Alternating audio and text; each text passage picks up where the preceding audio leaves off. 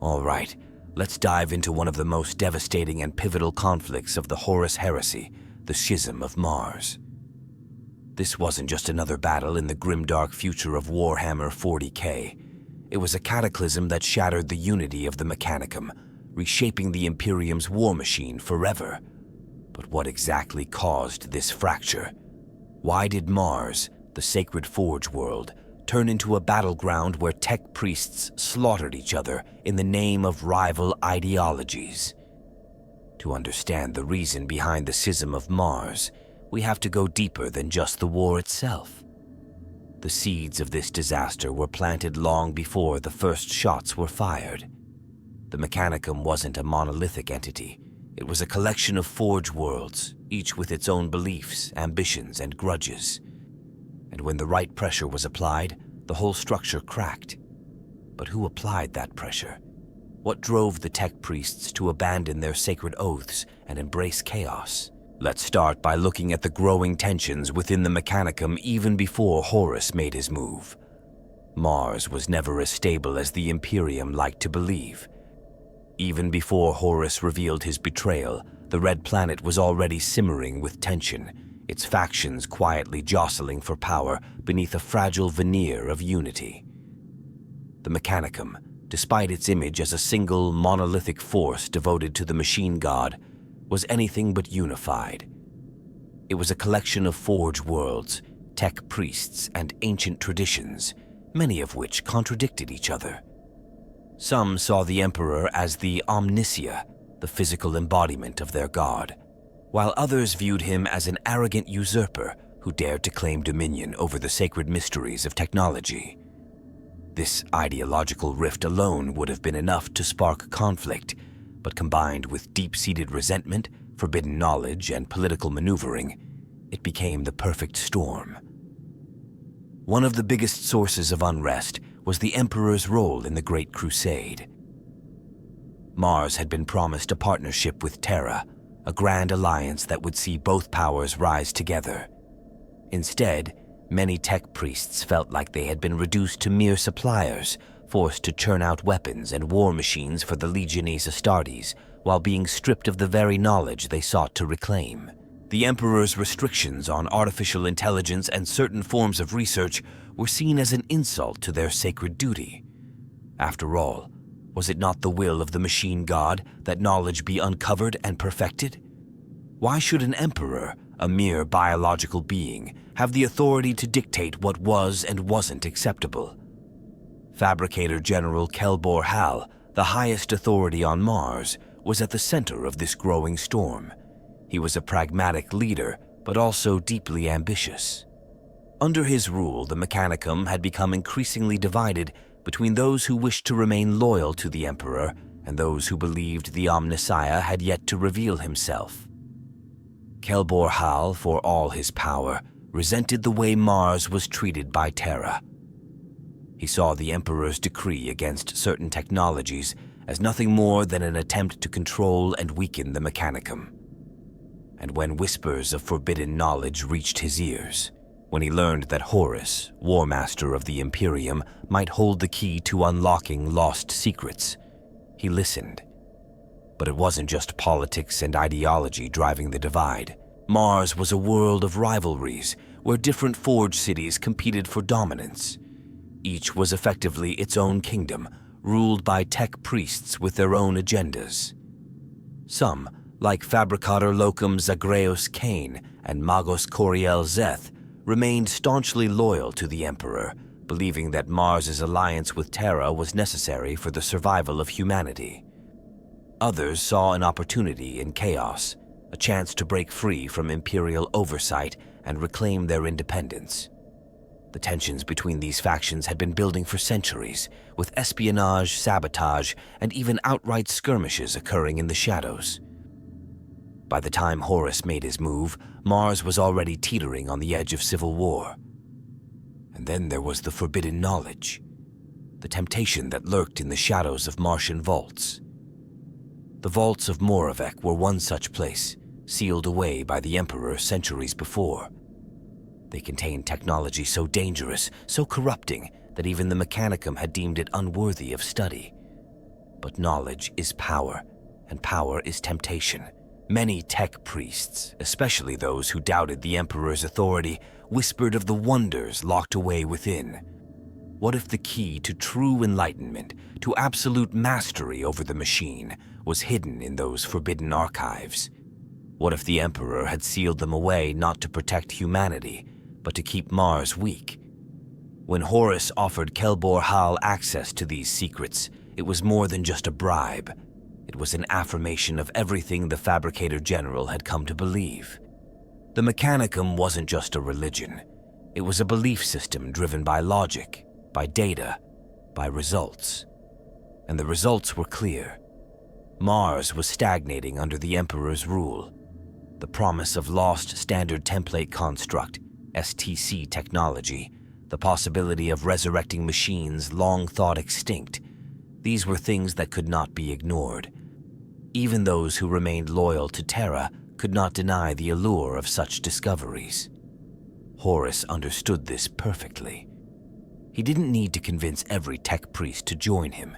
He just needed to plant the seeds of doubt, to give them a reason to question the Emperor's authority. The fractures that already existed did the rest of the work for him. Some fans speculate that the Schism of Mars was inevitable, that even without Horus, the Mechanicum would have eventually split apart. The Emperor's vision for a controlled, orderly Imperium clashed directly with the Mechanicum's need for unrestricted technological advancement. Perhaps if he had been more willing to compromise, to allow a greater degree of independence, Mars would never have turned against him. Others argue that the real problem wasn't the Emperor's policies, but the greed and arrogance of the tech priests themselves. The Mechanicum had always been obsessed with knowledge, often to the point of self-destruction. Was it really any surprise that when given the chance to access forbidden secrets, so many chose to abandon their oaths?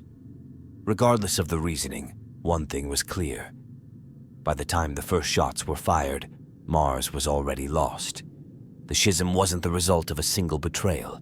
It was the culmination of centuries of resentment, ambition, and suppressed conflict. Horus didn't break Mars. He simply gave it the final push. Horus didn't need to force Mars to turn against the Emperor. The seeds of rebellion were already there. He just had to nurture them. The War Master understood people, even those who had long abandoned their humanity in pursuit of the machine. He knew what drove them, what they feared, and what they desired most. When he set his sights on Mars, he didn't arrive as a conqueror. He came as a savior, a liberator, offering the one thing the Mechanicum craved more than anything else: knowledge. For centuries, the tech priests of Mars had been obsessed with reclaiming lost technology from the dark age of technology. The standard template constructs, or STCs, were the holy grail of their search, blueprints from humanity's golden age that could unlock unimaginable advancements. But the Emperor had placed strict limits on what could and couldn't be studied. Artificial intelligence was forbidden, certain types of research were outlawed, and many of the most powerful discoveries were locked away, deemed too dangerous. This frustrated many within the Mechanicum, especially those who saw these restrictions as an insult to their divine mission. And then Horus appeared, whispering promises of lost knowledge, of power beyond their wildest dreams. The brilliance of Horus's plan was in how precisely he played to their doubts. He didn't need to prove the Emperor was a tyrant. Many tech priests already believed it. All he had to do was provide an alternative, a vision where Mars was not just a forge world churning out weapons for a distant ruler, but a sovereign power with no limitations on its research. He promised them the return of forbidden technologies, including secrets the Emperor had personally hidden away. And he had proof. One of the biggest turning points was his discovery of an STC fragment during his campaign against the Oretian technocracy. This was no ordinary find. The STC contained designs for powerful new technologies, some of which the Mechanicum had only theorized about.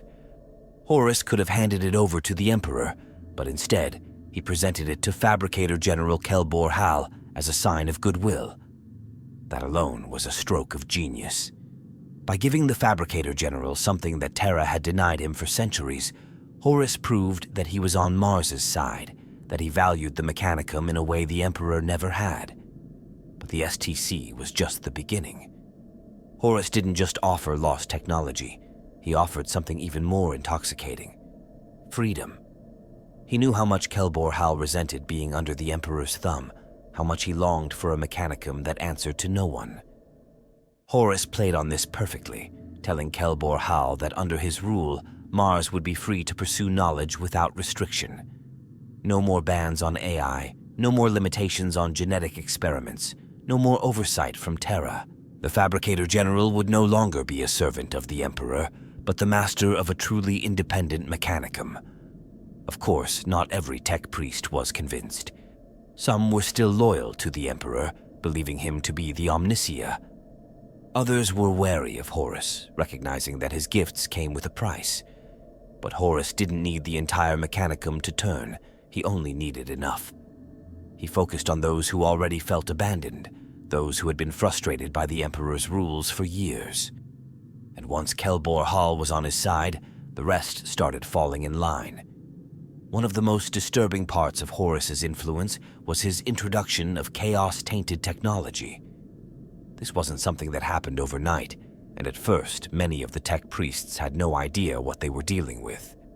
When Kelbor-Hal accepted Horus's offer, he was granted access to the vaults of Moravec, a hidden repository of knowledge that the Emperor had sealed centuries ago. Inside, there were artifacts, blueprints, and machines, things that should never have existed, things that pulsed with an unnatural presence. These were not just lost technologies from humanity's past. They were gifts from the warp, corrupted by chaos in ways that defied reason. But to the tech priests who had spent their lives seeking hidden knowledge, these discoveries were irresistible. They didn't see them as corruptions. They saw them as the keys to unlocking new power. This is where things get really dark. Some fans believe that Kelbor-Hal and his followers didn't truly understand what they were dealing with at first. They were rational beings, after all, bound by logic. They thought they could control what they found, that they could extract the useful aspects of these forbidden technologies while discarding the dangerous parts. But chaos doesn't work that way. Once the vaults of Moravec were opened, the corruption spread. Scrap code, warped, sentient data infected their systems, twisting their machines and minds alike.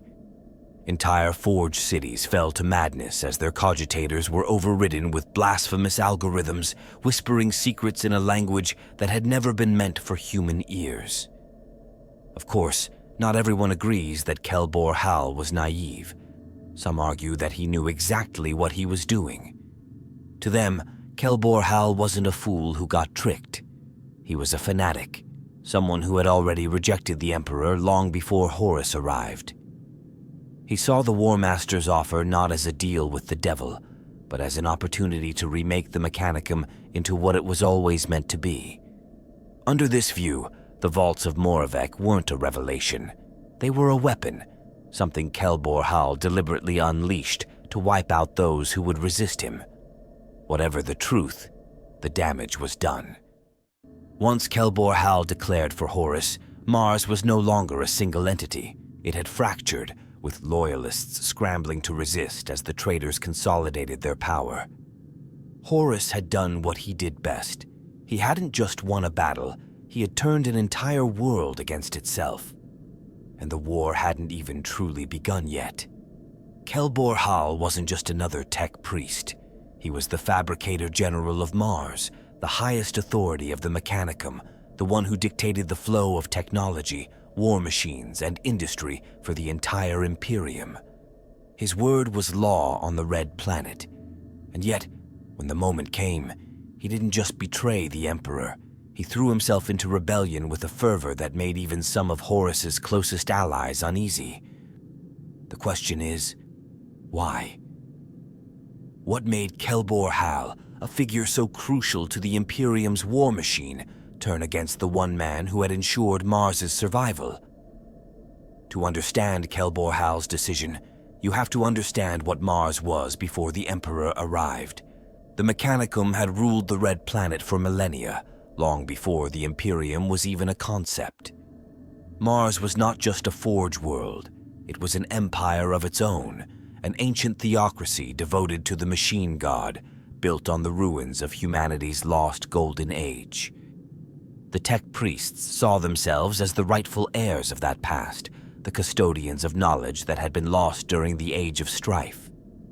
And then the Emperor came along, offering a deal. Mars would supply the Great Crusade with weapons and technology, and in return, the Imperium would recognize their sovereignty and beliefs. At first, this arrangement seemed ideal. The Mechanicum gained access to the vast resources of the Imperium, and the Emperor gained an endless supply of war machines. But over time, cracks began to form. The Emperor was not just another warlord looking for weapons. He was a being with his own vision, his own ideology, and that ideology did not always align with the Mechanicum's. He placed limits on their research, forbidding the creation of artificial intelligence, banning entire fields of study deemed too dangerous. Worse still, he claimed to be the Omnissiah, the physical embodiment of the machine god, a claim that many tech priests, especially Kelbor-Hal, found deeply suspect. Kelbor-Hal never believed the Emperor was the Omnissiah. To him, the machine god was an unknowable force, something that had yet to reveal itself. The Emperor, for all his power, was just another biological being, a brilliant one perhaps, but not divine. And yet, more and more, the Imperium treated his claim as fact. Tech priests who doubted were pressured into silence. Forge worlds that resisted were forced into compliance. What had once been an alliance of equals had become something closer to subjugation. This is where things get interesting.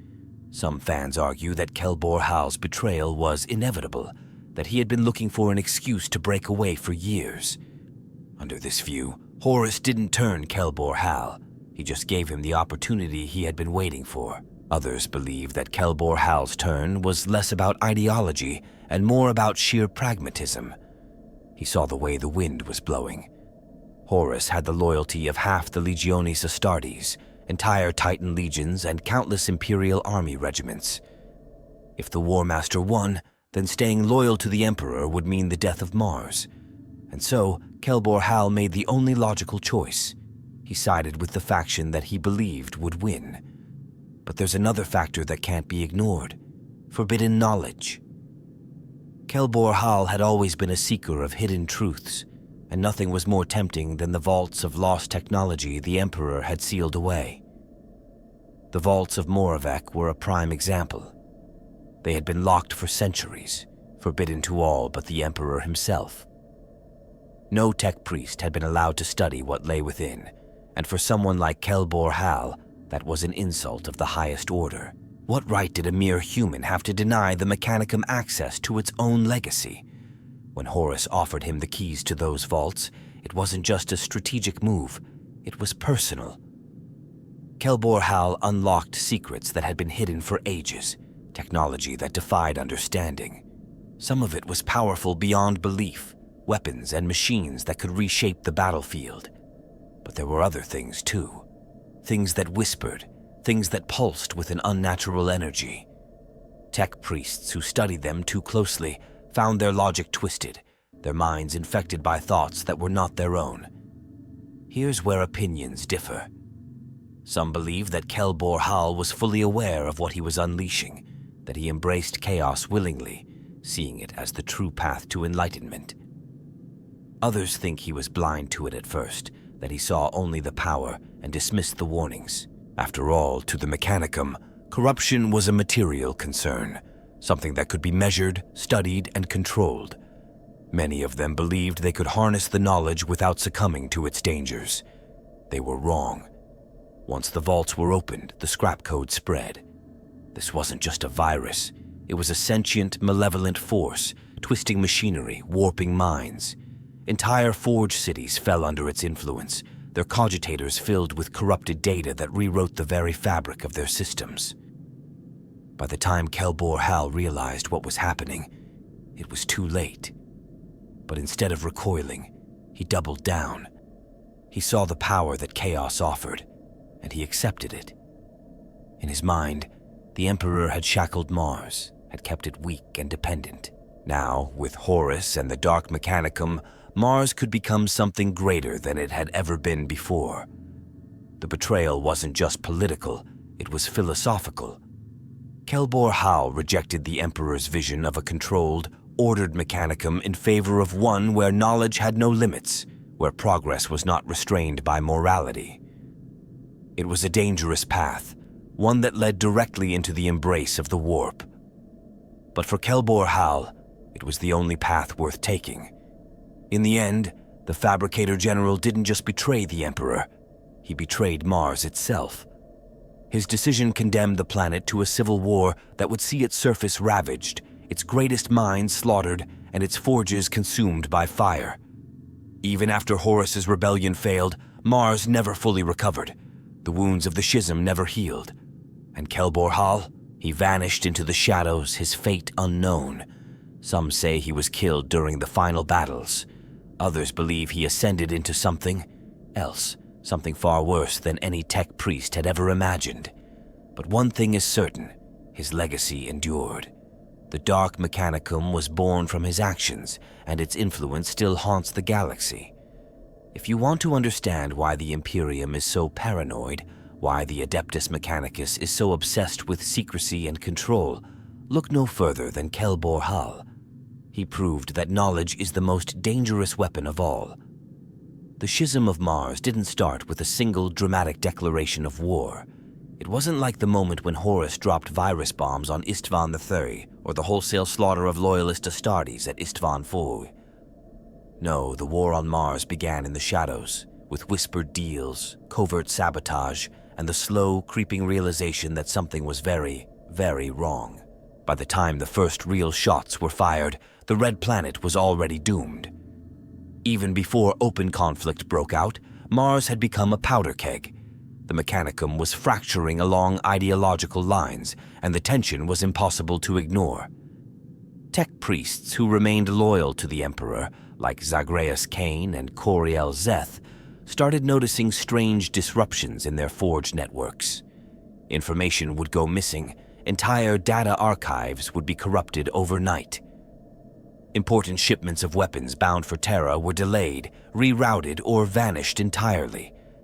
The Mechanicum ran on cold logic, but something irrational was happening, something deliberate. Kelbor-Hal and his allies weren't just sitting around waiting for Horus to make the first move. They were preparing. The scrap code infections that had been unleashed after the opening of the vaults of Moravec spread like wildfire, infiltrating cogitator networks and logi stacks across the planet. This wasn't just a virus. It was a weapon, a digital plague designed to sow confusion and disrupt coordination among those who still opposed the Fabricator General.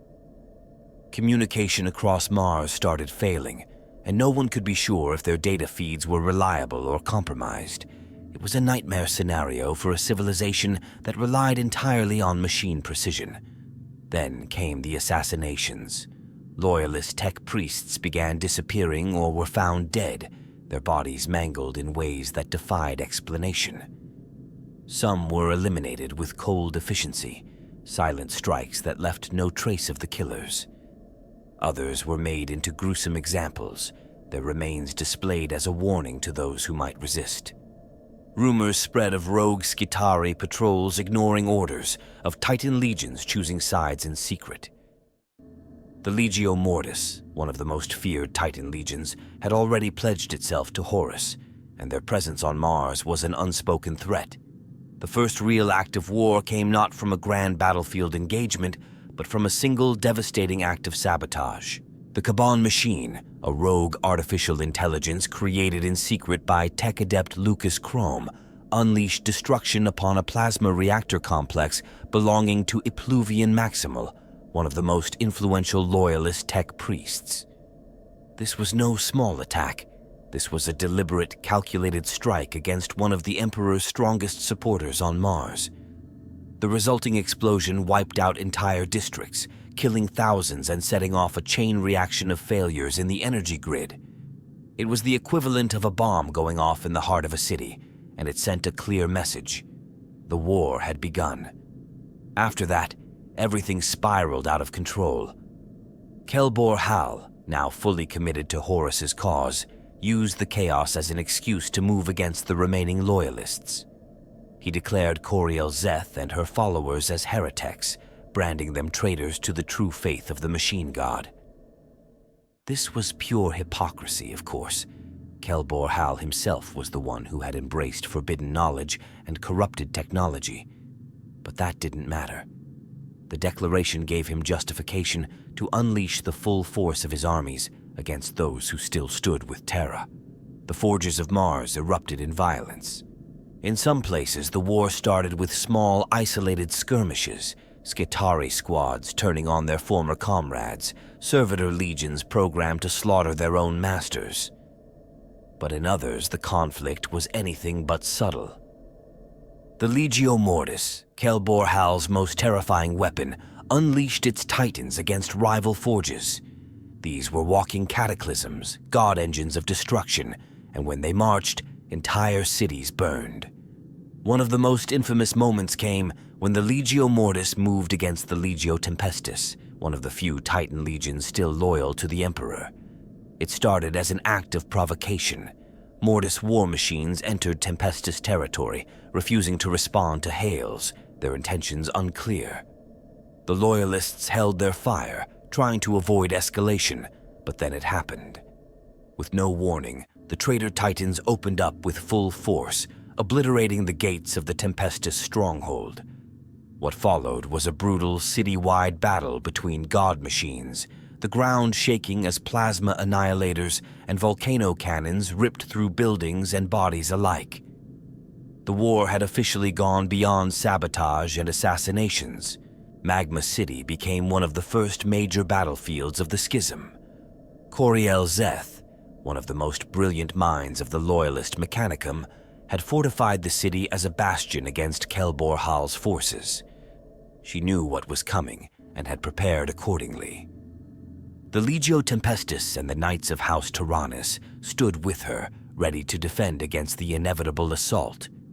And when the attack came, it was apocalyptic. The Legio Mortis, backed by traitor Skitarii and combat servitors, unleashed hell upon the city. But Magma City did not fall easily. The defenders fought with everything they had, unleashing experimental weapons and automated defenses that turned the streets into a nightmare of fire and metal.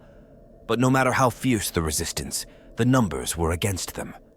Kelbor-Hal had the majority of Mars under his control, and his forces vastly outnumbered the Loyalists. One by one, key forges fell. Cities that had stood for millennia were reduced to ruins. Battles raged across the surface of Mars, spilling into its orbital docks, where void ships exchanged fire in brutal engagements above the planet. It was a civil war on a scale that had never been seen before, and the destruction was staggering. Some fans believe that Kelbor-Hal never intended to leave anything of the Loyalists standing. He wasn't just trying to win. He was trying to erase any trace of opposition, to remake Mars entirely in his image. Others argue that he was simply acting out of fear, knowing that if the Emperor won, he would never be forgiven for his betrayal.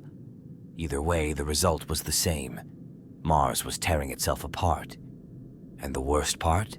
This was only the beginning. War on Mars was never going to be a simple clash of soldiers and strategy. This was the home of the Mechanicum, a world where technology was worshipped like a god, where every battle was fought with weapons that could reduce entire cities to dust. The civil war that erupted between the Loyalists and the traitors wasn't just a struggle for control. It was a brutal technological arms race where both sides unleashed horrors that had never been seen before. But even among the countless engines of destruction, three things changed the course of the war forever: the scrap code, the return of forbidden technologies, and of course, the god machines of the Titan legions. The scrap code was one of the most terrifying weapons of the Schism. It wasn't a bomb, it wasn't a fleet of war machines, it was something far more insidious. At first glance, it was just data, corrupted machine code that infected cogitators and logic engines. But this wasn't just some malfunction or a glitch in the system. This was a deliberate weaponized virus, Something that didn't just disable technology, it twisted it. It spread like a plague, seeping into the heart of Mars's infrastructure, turning the very systems that kept the planet running against its inhabitants. Imagine a battlefield where your weapons stop working mid-fight, your defenses shut down without warning, and your war machines suddenly turn on their own soldiers. That was the horror of the scrap code. Loyalist tech priests would activate their servitors, only to watch in horror as their machines spasmed, their movements becoming erratic before they turned and attacked their own masters. Entire forge cities were lost without a single shot being fired, their automated defenses going rogue, their manufactorums consuming themselves in mechanical seizures.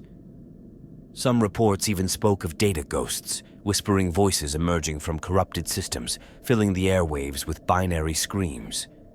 And the worst part? The scrap code was alive. It wasn't just a virus. It was something more, something intelligent. It adapted, it spread, and no amount of purging could fully erase it.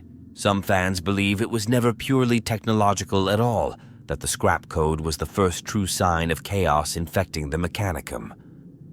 Whether through deliberate sabotage or sheer warp influence, it was a weapon that blurred the line between machine logic and eldritch horror. But the scrap code was only the beginning.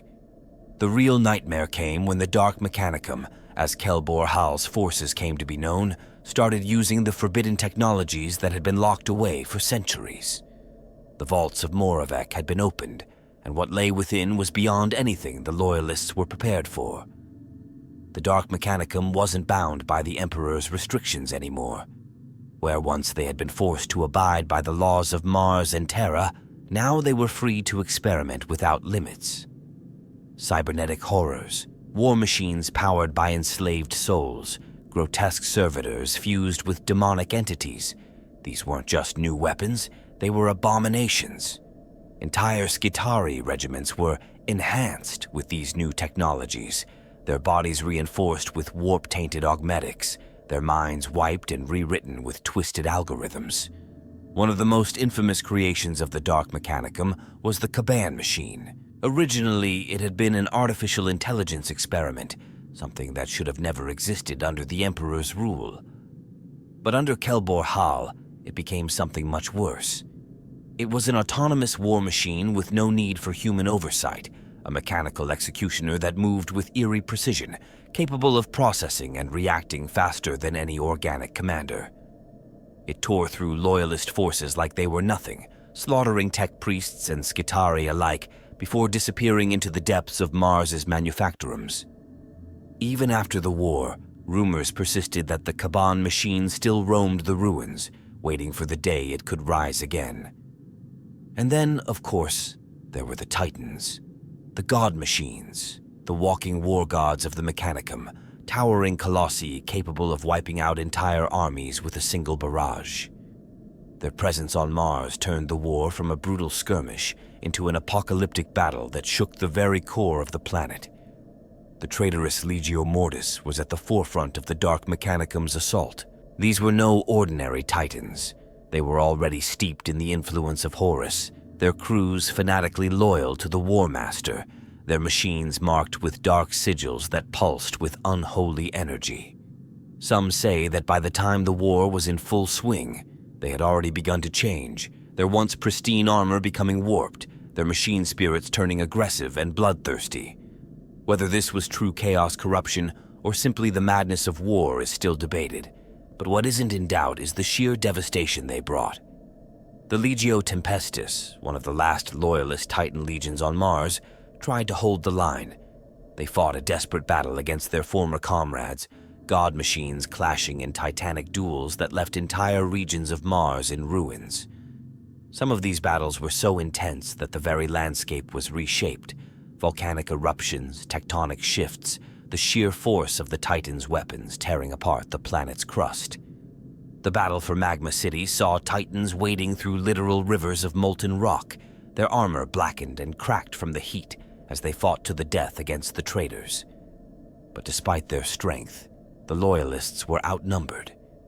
Kelbor-Hal had the advantage in numbers and resources, and the Dark Mechanicum was willing to use every horrific weapon at its disposal.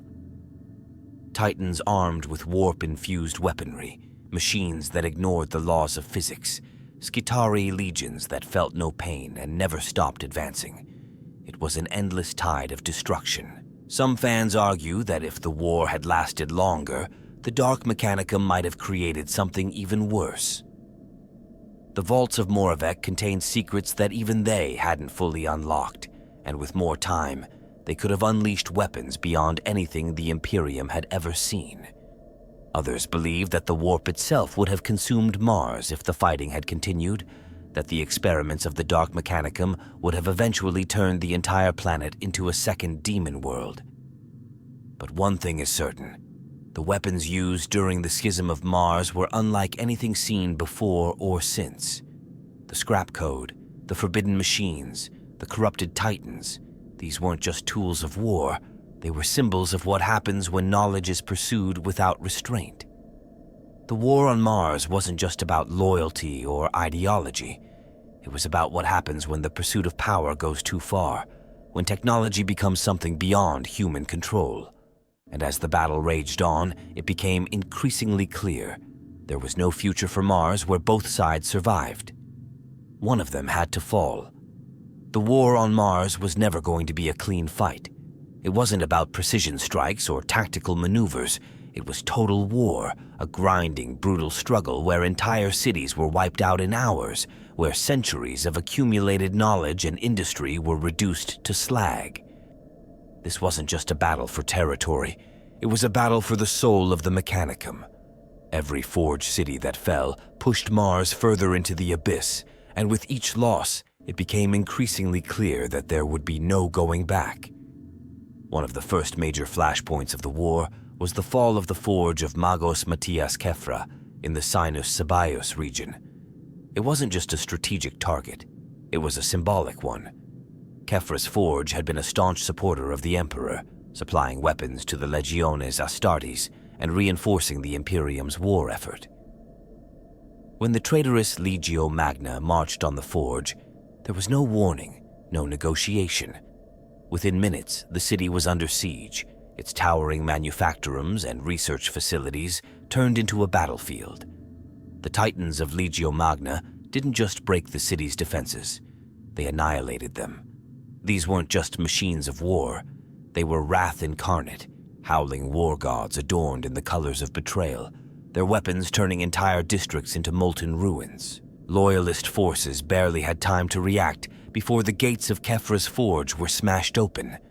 The devastation wasn't just about crushing opposition, it was a statement. The message was clear. Loyalty to Terra meant death, and this was only the beginning. Further north, the industrial hub of High Magos Ahotep in the Cassini crater suffered an even worse fate. It wasn't Titans that destroyed it, it was nuclear fire. Traitor forces, unwilling to waste time on a prolonged siege, unleashed a barrage of thermonuclear missiles, reducing the entire region to a radioactive wasteland.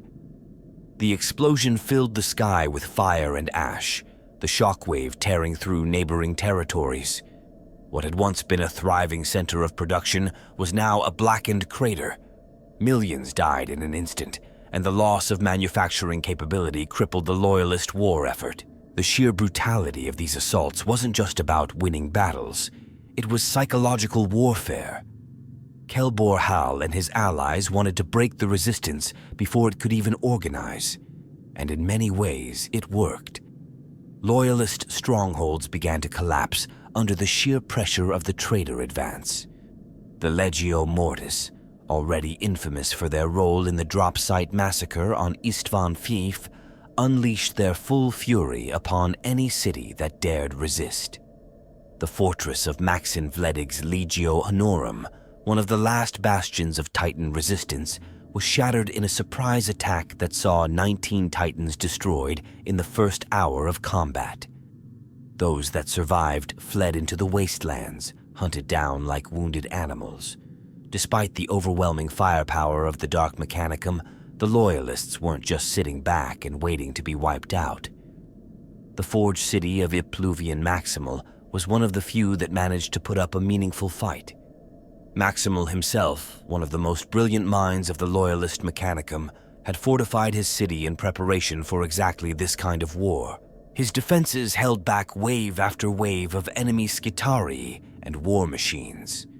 The streets were turned into kill zones, automated turrets and combat servitors cutting down entire battalions before they could breach the city walls. But even the best defenses couldn't hold forever. Kelbor-Hal sent in his unique Ordinatus war engines, massive siege weapons designed to break even the most fortified of positions. The bombardment was relentless. Entire districts collapsed under the barrage, vital infrastructure was torn apart, and before long, the city was encircled. Maximal fought to the bitter end, but when the enemy finally breached the inner sanctum, it was over. Some say he died at his command station, refusing to surrender. Others believe he detonated the city's plasma reactors rather than let the traitors claim it. Either way, Impluvian Maximal's forge was lost, and with it, another piece of the Imperium's war machine was gone. The fall of Ismenius Lacus was another turning point in the war, not just because of its strategic value, but because of the sheer horror of its destruction. The Dark Mechanicum, rather than wasting time on a prolonged siege, unleashed virus bombs on the city. Within minutes, 14 million people were dead, their bodies liquefying into diseased sludge. It was an atrocity, pure and simple, a war crime on a scale that even the most hardened tech priests couldn't ignore. For many, this was the moment they realized there would be no peace, no negotiation. The only outcome of this war was extinction. But the most infamous battle of the Schism was the siege of Magma City. This was more than just another forge. It was a symbol of resistance. Coriel Zeth had turned it into a fortress, and as long as it stood, the Loyalists had hope. The battle for Magma City was legendary, a brutal, apocalyptic struggle that saw some of the most desperate fighting of the entire war. The Legio Mortis led the attack, their titans marching into the heart of the city, annihilating anything that stood in their way. The defenders fought back with everything they had. House Tyrannus, one of the last night houses still loyal to the Emperor, made their final stand here, their war engines clashing with traitor titans in duels that shattered entire districts. And then came the lava. In one of the most dramatic moments of the war, the city's geothermal reactors were deliberately overloaded, causing massive eruptions that engulfed the battlefield. Rivers of molten rock consumed the traitor forces, entire Titan legions swallowed by the earth itself. The Legio Mortis suffered catastrophic losses, including the infamous Imperator-class Titan Asterisk, Aquila Ignis Asterisk, which was swallowed whole by the flames. But despite this incredible act of defiance, the city still fell. The survivors were slaughtered, and with Magma City gone, the last organized stronghold of the Loyalists was no more. Some fans argue that if Magma City had held just a little longer, if reinforcements had arrived, Mars might not have been completely lost. Others believe it was doomed from the start, that the sheer scale of Kelbor-Hal's forces made victory impossible. But regardless of speculation, the outcome was clear. One by one, the Loyalist forge cities fell. The war wasn't over yet, but at this point it was no longer a question of winning. It was a question of survival. The Loyalists had lost nearly everything. Their cities were in ruins, their armies scattered.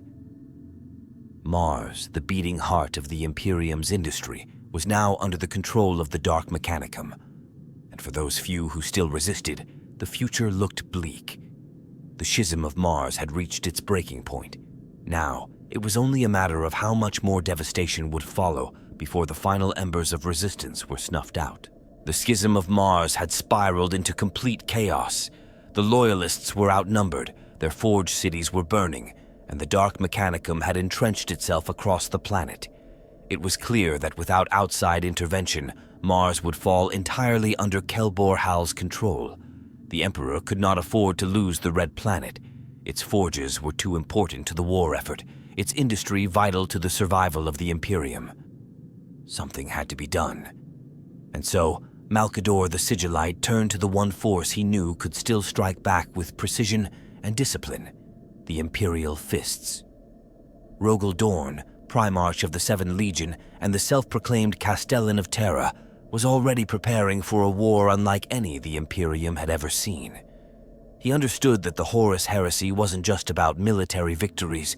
It was about logistics, about fortifications, about ensuring that Terra itself remained untouchable. But even Dorn knew that without the forges of Mars, his defenses would crumble before the true battle had even begun. So he ordered a counterattack, not to retake Mars, but to salvage whatever he could before it was too late. Dorn did not go himself. He had a more important duty, preparing Terra for the inevitable siege. Instead, he sent one of his greatest warriors, First Captain Sigismund. And if you know anything about Sigismund, you know that sending him into a war zone is like unleashing a force of nature. He wasn't just a warrior. He was an unstoppable, fanatically devoted destroyer of enemies. If there was any space marine who could bring order to the chaos on Mars, it was him. The Imperial strike force was not massive. Dorn didn't have the numbers to launch a full-scale invasion. Instead, Sigismund was given 4 companies of Imperial Fists, reinforced by regiments of the Imperial Army's elite Saturnine Hoplites and Jovian Grenadiers. It was a surgical strike. Get in, secure key forges, extract whatever could still be saved, and get out. The plan was bold, but necessary. The first phase of the operation was a success. Sigismund's forces made planetfall at Mondus Oculum, one of the last remaining Loyalist forges. The fabricator Locum Zagreus Kane had managed to hold out against Kelbor-Hal's forces, and when Sigismund arrived, he wasted no time securing what was left of the manufactorums. It was here that the Imperial forces managed to retrieve tens of thousands of suits of Mark IV, Mark V, and Mark VI Space Marine power armor, along with massive stockpiles of weapons and munitions. These supplies would later prove invaluable in the final defense of Terra. But from the moment the Imperial Fists landed, it was clear that the mission would not be as easy as Dorn had hoped. The traitors reacted with terrifying speed. Kelbor-Hal had grown paranoid, and his forces were watching for any sign of an Imperial counterattack. As soon as Sigismund's forces began securing their objectives, the Dark Mechanicum responded with overwhelming force. The battle at Mondus Gamma was the first true test of the operation. Captain Kamba Diaz led 2 companies of Imperial Fists and 4 regiments of Jovian Grenadiers in an attempt to secure the massive manufactorums there, but they walked straight into a meat grinder. Traitor Skitari, supported by nightmarish Dark Mechanicum constructs, ambushed them the moment they entered the forge complex. The battle quickly turned into a brutal siege, with Sigismund's forces desperately trying to hold their ground against wave after wave of mechanized horrors. The sheer numbers against them were staggering. For every traitor Skitari they cut down, another 10 took its place. And these weren't ordinary soldiers. Many of them had been twisted by the scrap code, their minds enslaved by the corrupted data flowing through the Dark Mechanicum's networks. Servitors, combat drones, and demon-infested war machines swarmed the battlefield, their movements erratic and unpredictable. Sigismund, as always, led from the front. He carved through enemy lines with terrifying efficiency, his black and gold armor turning into a blur of motion as he struck down traitor after traitor. But even he knew that brute force alone wouldn't win this battle. The objective had always been extraction, not conquest, and the longer they stayed, the more impossible their situation became. The breaking point came when traitor titans began moving in. Legio Mortis, still reeling from its losses at Magma City, had regrouped and was now hunting the Imperial forces with murderous intent. Sigismund's forces had nothing that could counter them. When the first Titan opened fire, entire regiments were annihilated in an instant. The manufactorum walls were reduced to rubble, and what had been a tactical withdrawal quickly turned into a desperate retreat. Some fans debate whether the mission was doomed from the start. Sigismund and his warriors were some of the best fighters in the Imperium, but they were outnumbered 100 to 1. Could Dorn have sent more forces?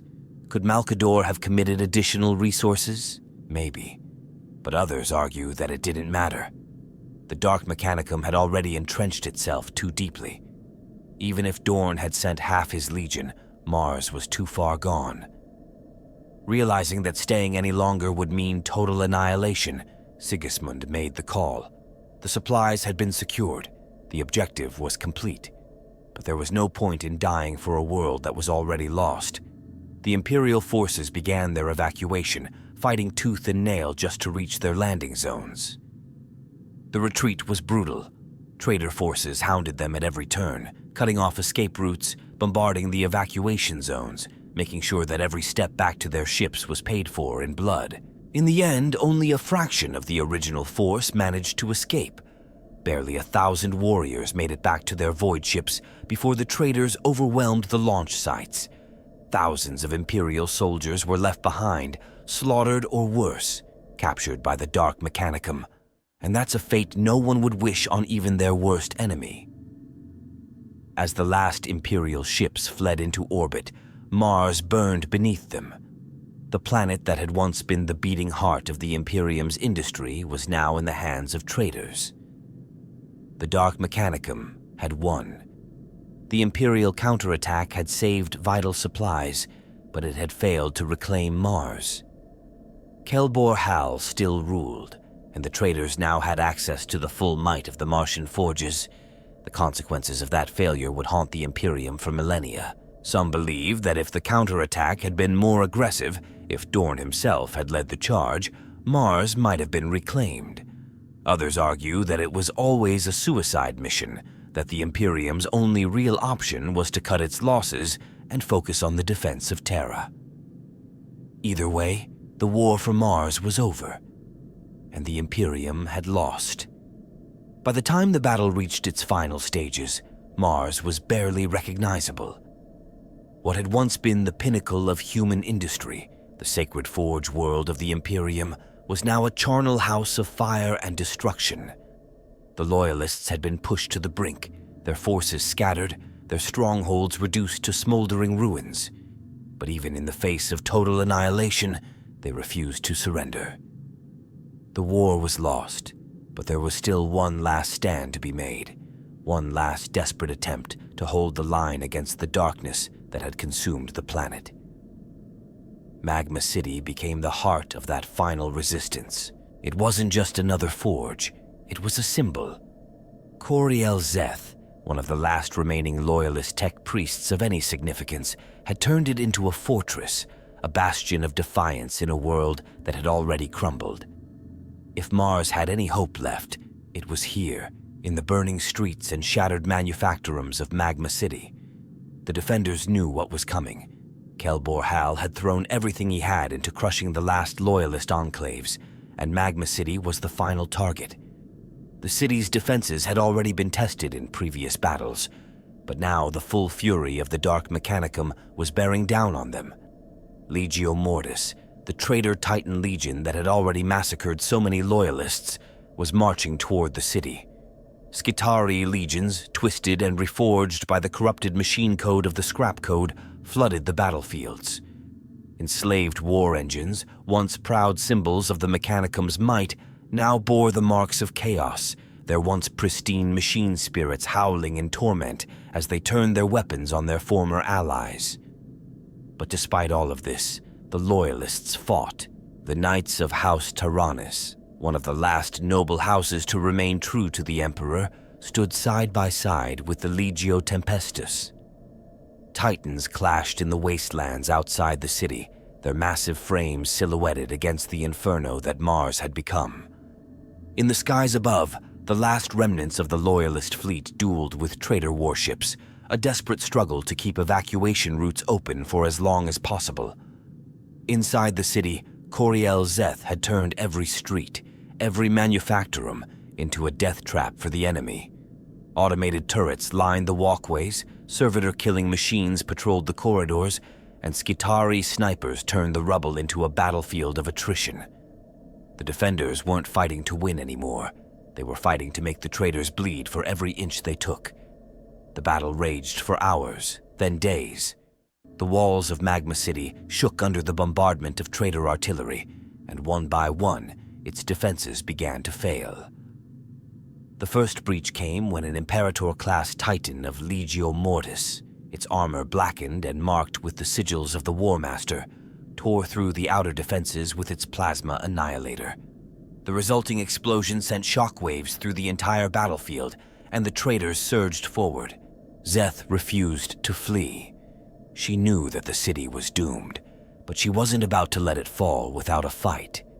Some say she personally led a final charge into the depths of the traitor lines, wielding a modified Volkite weapon that tore through corrupted servitors and Skitarii alike. Others claim she stayed behind in the city's central forge, working until the very last moment to ensure that key data caches and blueprints were either extracted or destroyed, denying Kelbor-Hal the knowledge he so desperately wanted. What is certain is that she didn't survive. The city's final moments were a mix of fire and madness as the traitors finally overwhelmed the last lines of resistance. Legio Tempestus was shattered, House Tyrannus was decimated, and the few survivors who managed to escape did so only by retreating into the depths of Mars's underground tunnels, hoping to continue the fight as guerrillas. Magma City, the last stronghold of the Loyalist Mechanicum, was gone. Some say that if reinforcements had come sooner, if Dorn had committed more forces, if Terra had acted faster, Magma City might have held. Others believe it was always doomed, that the Loyalists were fighting a war they had already lost long before the first shot was fired. Either way, after Magma City fell, there was nothing left. The Schism of Mars was over, and Kelbor-Hal had won. But even in victory, the traitors could not claim total control. The war had cost them dearly. Many of the most valuable forges had been utterly destroyed. Some tech priests, refusing to bow to the Dark Mechanicum, had taken the ultimate step, overloading their own manufactorums in massive self-destruct sequences rather than let them fall into enemy hands. The knowledge they contained was lost forever, and even the War Master would not be able to fully replace it. And then there were the survivors. The few Loyalists who had managed to escape, the remnants of the once proud Forge cities, those who refused to bend the knee to Kelbor-Hal. Some made it to Terra, bringing with them what little technology they had salvaged. Others disappeared into the void, taking refuge on other Forge worlds that still held true to the Emperor. But the most intriguing theory is that some remained on Mars itself, hiding deep beneath the planet's surface, waiting for the day they could strike back. The Dark Mechanicum had won the battle for Mars, but they had also turned the planet into a nightmare. Scrap codes still lingered, infecting systems long after the war was over. The forges burned with the fires of industry, but many of them whispered with the echoes of what had been unleashed. Even among the traitors there were murmurs that something had changed, that Mars had become something else. Some fans argue that the Schism of Mars was a necessary evil, that without it, the Adeptus Mechanicus would have never fully devoted itself to the Emperor, that the purge of Kelbor-Hal's influence was ultimately for the better. Others believe that the loss of Mars was one of the greatest failures of the Imperium, that the knowledge and power that fell into the hands of the traitors would haunt humanity forever.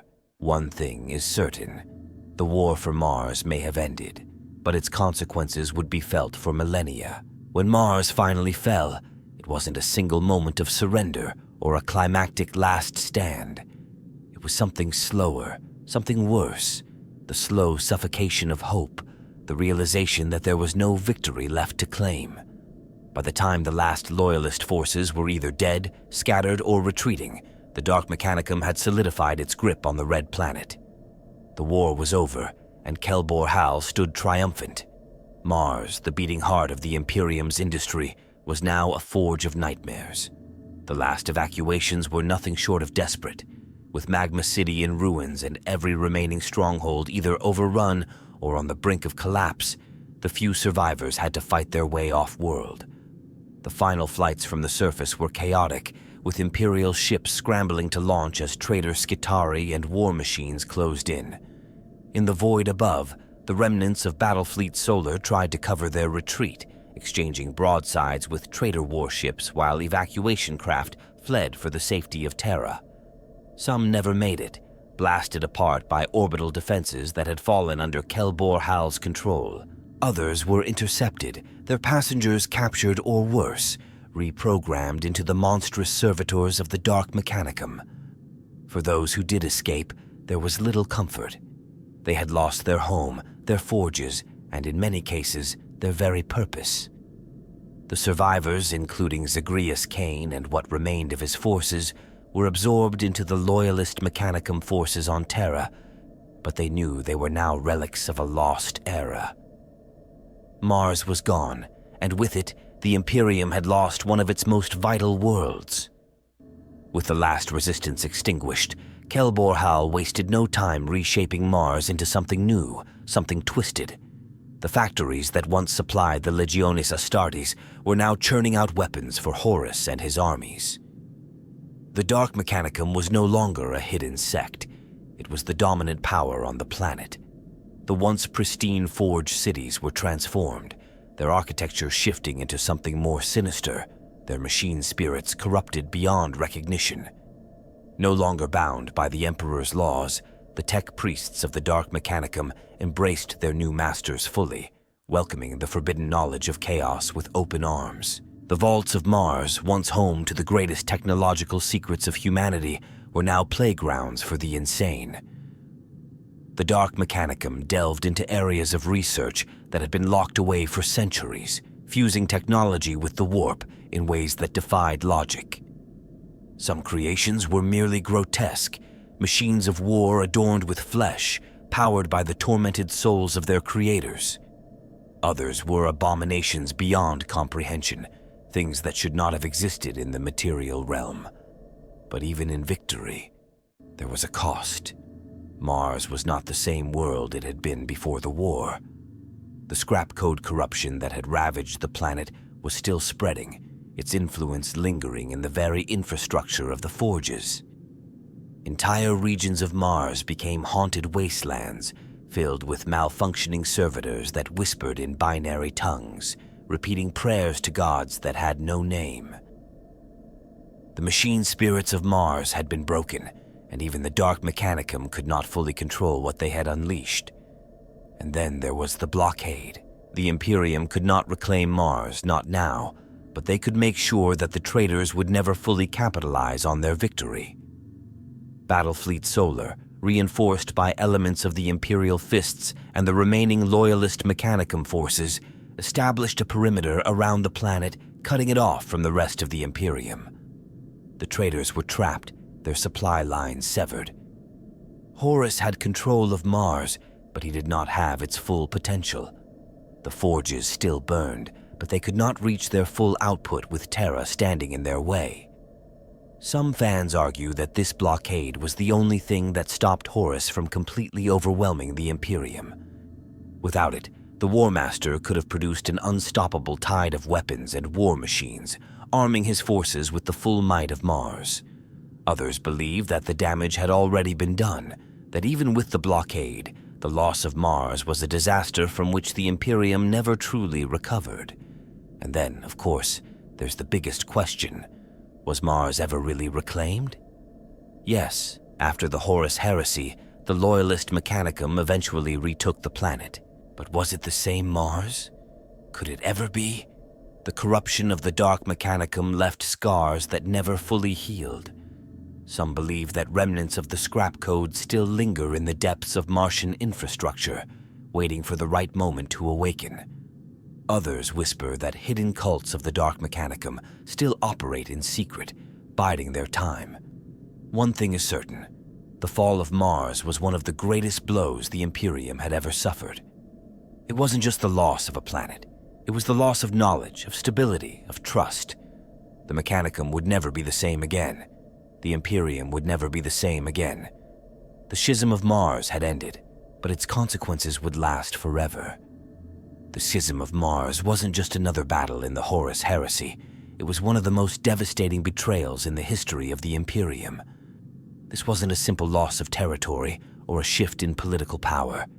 This was Mars, the forge world that had built the Emperor's armies, the sacred heart of the Mechanicum, a place where knowledge was revered above all else, and it was torn apart from within. If you step back and look at the grand scale of the heresy, it's easy to see why this war was so critical.